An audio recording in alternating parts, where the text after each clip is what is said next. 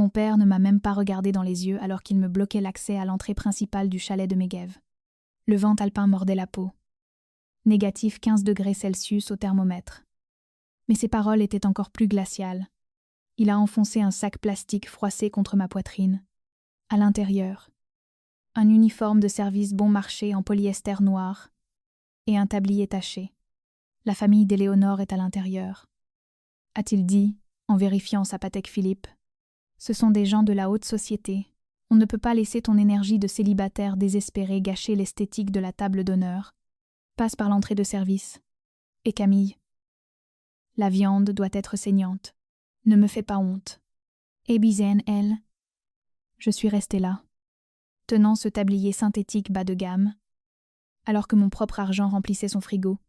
Dites-moi en commentaire quelle est la chose la plus irrespectueuse qu'un membre de votre famille vous ait demandé de faire au nom de la paix.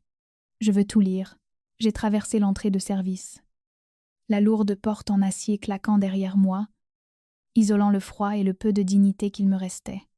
La cuisine était immense, étincelante d'inox et de marbre. Un monument froid et stérile à la mémoire de ma mère, qui avait acheté ce domaine 3 ans avant sa mort. Maintenant, c'était juste le repère de Richard. Je m'appelle Camille. J'ai 28 ans. Je dirige une agence d'événementiel de luxe à Paris. Je gère des budgets de plusieurs millions et des égos de la taille de petits pays. Mais à la seconde où j'ai mis le pied dans cette propriété, mon CV s'est évaporé. Ici, je n'étais pas une professionnelle. J'étais le petit personnel. J'ai commencé à déballer les caisses de nourriture que j'avais achetées. Des côtes de bœuf tomahawk, du beurre à la truffe blanche, des grands crus classés, 7 500 €, débités sur ma carte personnelle, parce que Richard prétendait que ses liquidités étaient bloquées dans la bague de fiançailles. J'étais en train de dresser les amuse-bouches quand la porte battante s'est ouverte violemment. Tante Véronique est entrée au pas de charge. Pas de bonjour. Elle a scanné le plan de travail à la recherche d'un défaut. Tu es en retard sur la préparation. A-t-elle cinglé? Les parents d'Éléonore jugent déjà la décoration. Il faut que tout soit fluide. Camille, ton père est déjà assez stressé comme ça. Ingdestisage, j'ai payé pour la viande. Véronique, ai-je répondu. Mon couteau frappant la planche à découper avec un bruit sec. Et il t'a élevé seul, a-t-elle riposté, jouant sa carte favorite. Il a tout sacrifié pour toi après la mort de ta mère. Le moins que tu puisses faire, c'est t'assurer qu'il soit heureux aujourd'hui. Ne sois pas si mercantile. Duni daschi. En imagine. Mercantile? Le mot a flotté dans l'air. Lourd et ironique. Pendant des années, je me suis demandé pourquoi je faisais ça. Pourquoi je signais les chèques. Pourquoi je venais. Pourquoi je les laissais me parler, comme si j'étais un désagrément qu'ils étaient forcés de tolérer. Je pensais que c'était par bonté d'âme. Mais là, debout à trancher des citrons pour une fête à laquelle j'étais bannie, j'ai enfin compris l'architecture de ma propre obéissance. C'est un piège psychologique appelé la cruauté banalisée. Quand on grandit dans une maison où l'affection est une monnaie d'échange, on n'apprend pas à aimer. On apprend à payer un loyer émotionnel. Richard n'avait pas élevé une fille. Il avait formé une employée. Chaque fois qu'il retenait ses compliments jusqu'à ce que j'accomplisse une tâche, chaque fois qu'il soupirait de déception, jusqu'à ce que j'ouvre mon portefeuille, il me conditionnait. Il m'a appris que ma valeur n'était pas innée.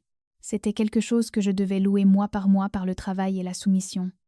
Il normalise la douleur si lentement qu'on ne réalise pas qu'on saigne avant d'être anémique. Je n'étais pas là parce que j'étais une bonne personne. J'étais là parce que j'étais une toxicomane et que son approbation était la drogue que je chassais depuis mes 6 ans. Véronique me regardait, attendant que je m'excuse. Que je répétisse, que je promette de faire mieux. Au lieu de ça, j'ai pris le tablier noir en polyester. J'ai noué les cordons autour de ma taille. En la serrane forte. Un déclic s'est produit dans ma poitrine. C'était un cliquetis froid et mécanique, comme une serrure qui se verrouille. S'ils voulaient que je sois la boniche, je serais la boniche. Mais ils avaient oublié un détail crucial quand on engage un professionnel. Le personnel s'attend à être payé. Et si le client viole le contrat, le prestataire a le droit de quitter le chantier. Je sors les apéritifs dans 10 minutes. Ai-je dit La voix plate. Véronique a hoché la tête, satisfaite de m'avoir remise dans ma boîte. Elle a tourné les talons et est partie. Elle n'a pas vu l'expression sur mon visage. Elle ne savait pas qu'elle ne venait pas de parler à sa nièce. Elle venait de parler à un prestataire qui s'apprêtait à auditer le compte. Les invités sont arrivés dans une flotte de SUV noirs, descendant dans la neige en manteau de fourrure et bottes en cuir italien. C'était le monde d'Éléonore, vieux riche, nouveau riche, et le genre de personne qui ne regarde pas le personnel. J'ai circulé dans le grand foyer, avec un plateau d'argent rempli de coupes de champagne, la tête basse, me rendant invisible, une compétence que j'avais perfectionnée en 20 ans. J'ai observé Richard tenir sa cour près de la cheminée monumentale. Il jouait parfaitement le rôle du patriarche bienveillant. Une main dans la poche, l'autre gestuelle avec un verre en cristal. Il racontait comment il avait déniché ce grand cru classé que j'avais conduit 4 heures pour trouver. Je l'ai fait venir par avion. Atilmente. Sa voix résonnant d'une fausse modestie. Rien n'est trop beau pour Éléonore. Vous me connaissez. Je ne lésine pas sur la qualité. Isemi setara. J'ai serré le bord du plateau jusqu'à ce que mes jointures blanchissent. Il ne s'appropriait pas seulement le vin. Il s'appropriait mon goût, mes efforts et mon argent. Puis Éléonore a glissé vers lui. Elle était élégante, drapée de cachemire, avec un sourire qui n'atteignait pas tout à fait ses yeux. Elle a regardé Richard, puis a balayé la pièce du regard. « Richard, chérie, je croyais que ta fille venait. J'espérais la rencontrer. Des Mandersay. And des done false done. » La pièce est devenue silencieuse. Je me suis figée près des rideaux de velours. C'était le moment où il allait me reconnaître. Richard Harry. Unson bref. Dédaigneux, il a fait un geste vers moi avec son verre. Non pas pour m'inviter à approcher, mais en me pointant comme on pointe un meuble qui a besoin d'être épousseté. « Oh, c'est elle », a-t-il dit assez fort pour que la moitié de la salle l'entende. Elle donne un coup de main aujourd'hui. La pauvre a un peu de mal avec sa petite entreprise d'organisation de fêtes à la capitale. Je lui ai dit qu'elle pouvait éponger une partie de ses dettes en s'occupant du service. On essaie d'aider la famille quand on peut. N'est-ce pas? Les invités ont pouffé. Une onde de rire polis et pitoyable. Éléonore m'a regardée, son expression passant de la curiosité à un léger dégoût. « Oh, dit-elle, c'est très généreux de ta part. Richard, à la Daisies, je suis restée là, paralysée dans mon uniforme noir. Il ne m'avait pas seulement insultée, il m'avait effacée. Il avait pris ma carrière primée à 6 chiffres, et l'avait réduite à un cas social. Il avait transformé son exploitation en une vertu pour impressionner ses nouveaux amis. Je n'ai pas lâché le plateau, je n'ai pas crié. J'ai simplement fait demi-tour, et je suis retournée à la cuisine. L'humiliation n'était plus brûlante, elle s'était transformée en autre chose. C'était froid, c'était absolu, et c'était définitif. J'étais dans la cuisine, fixant le mur, quand la porte battante s'est ouverte avec fracas. Richard a fait irruption. Le masque du patriarche bienveillant avait disparu. Son visage était rouge. Ses yeux plissés. Accélère la cadence. « Camille !» a-t-il sifflé. « Les gens attendent le 2e service. Arrête de bouder dans ton coin. Ça fait amateur. » Dias Pardeli. Il n'a pas remarqué que je tremblais. Il s'en fichait. Il a plongé la main dans la poche de sa veste et en a sorti une enveloppe froissée.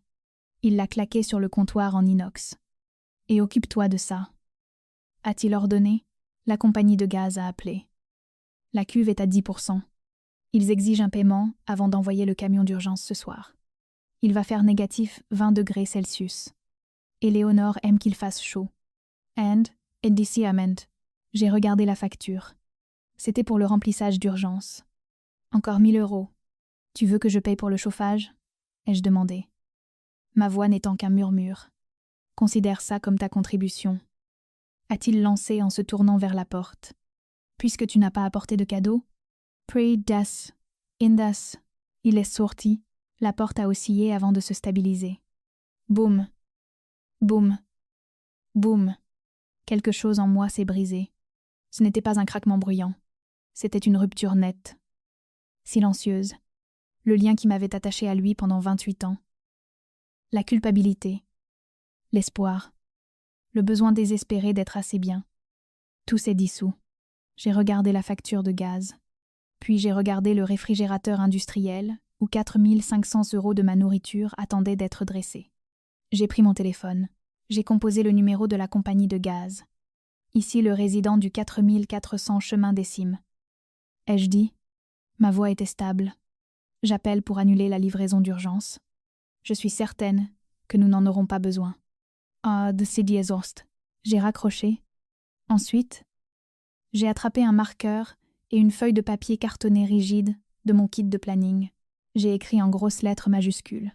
Aux factures service traiteur, 7 500 €, logistique et main-d'œuvre, 2 000 €, solde impayé précédent, 3 500 €, total dû à réception, 13 000 €, je l'ai scotché sur la porte du frigo, à hauteur des yeux, sous le total.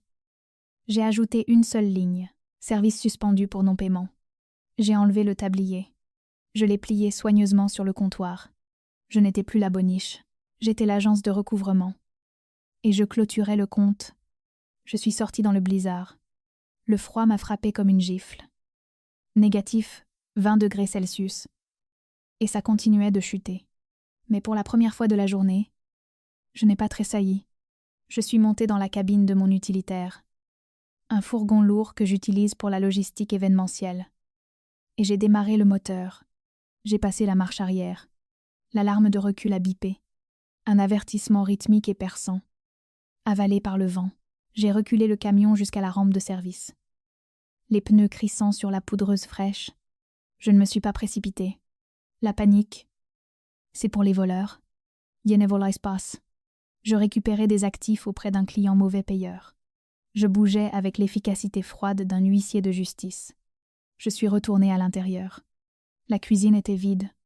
À travers la porte battante, je pouvais entendre le grondement étouffé de la fête, les rires, le tintement des verres, la voix de Richard dominant la foule. Ils avaient chaud. Ils étaient nourris. Ils n'avaient aucune idée que la chaîne d'approvisionnement venait d'être coupée. J'ai commencé à charger. Der Bortlefin. 3 caisses de ce Bordeaux millésimé dont Richard s'était vanté. Je les ai empilées sur le diable et les ai roulées dehors. Chargées.